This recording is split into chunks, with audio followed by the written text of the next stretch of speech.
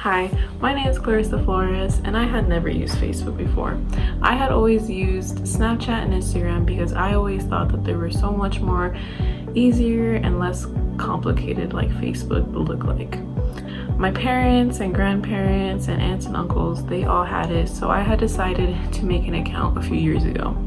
My account went untouched for over a year, but started using it again when I added coworkers that only used Facebook as their social media platform.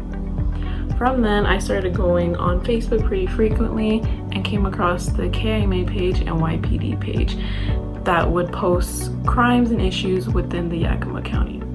Eventually, I had begun to notice the multiple posts a day from these pages and began to wonder how bad the homicide rate in Yakima County was.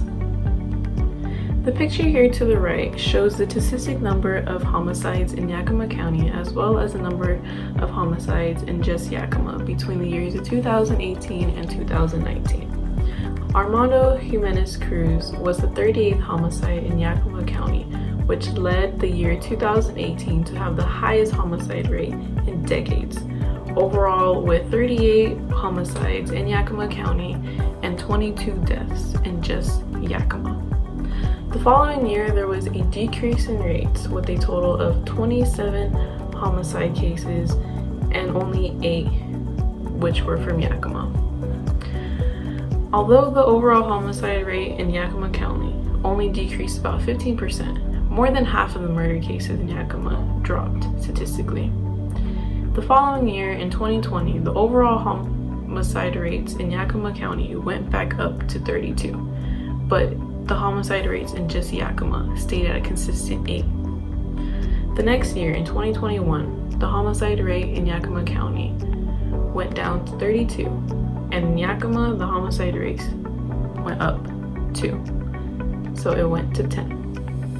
In 2022, the total homicide rate in Yakima County was 32, and in Yakima, it was just 9. With so many homicide cases, what could be the leading causes of these deaths? The answer is guns. The leading cause of homicides in Yakima County, with more than half of the homicides being committed using a gun in just the past 5 years. But not only just what caused the death, but what led to it. The reasons for targeting individuals vary. But however, in 2021, the main lead to homicides included gang-related and domestic violence.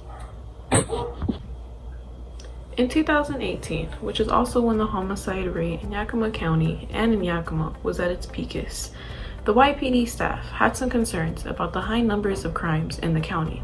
There were 2 situations that were talked about, according to Emily Goodman in her newspaper article, where she states that one of them was how the sheriff's staffing will be budgeting properly in places that will attract more people towards the sheriff's office. She states that one of the sheriff says that includes the changing the perception of law enforcement, getting into local schools, doing the equivalent of an Explorer program where young people can engage with the law enforcement and aggressively going out to show the benefits of being a deputy. The other situation that was addressed would be the issue of gangs. Like I had mentioned, gangs are one of the main causing factors to the leading rise of homicides in Yakima County.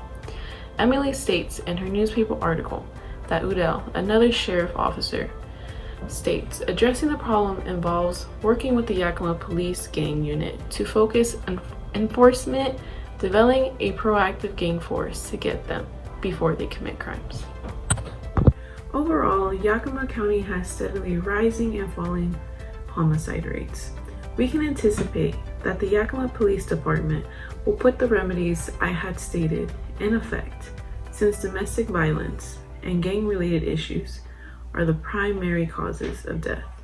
In addition to homicide rates in Yakima County, I'm sure that the Yakima Police Department has many other suggestions and strategies for lowering crime rates in general. Thank you.